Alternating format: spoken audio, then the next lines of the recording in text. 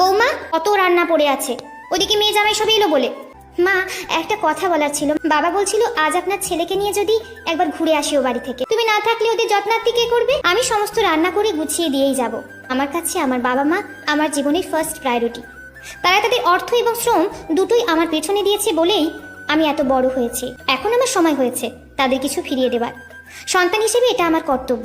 আর এবাড়ির বউ হিসেবে যে কর্তব্যগুলো আছে সেগুলো, ওই তো একটা ছোট্ট স্কুলে বাচ্চাদের পড়াও।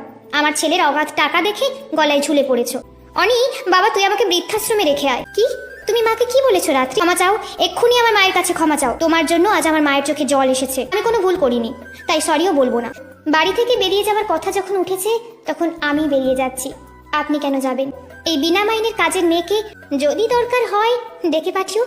আজ বরং আসি। বর্তমানে এমন অনেক রাত্রি আছে যারা শত যন্ত্রণা সহ্য করে শ্বশুরবাড়িতে থেকে যায়, কারণ তাদের কোনো যাওয়ার জায়গা নেই।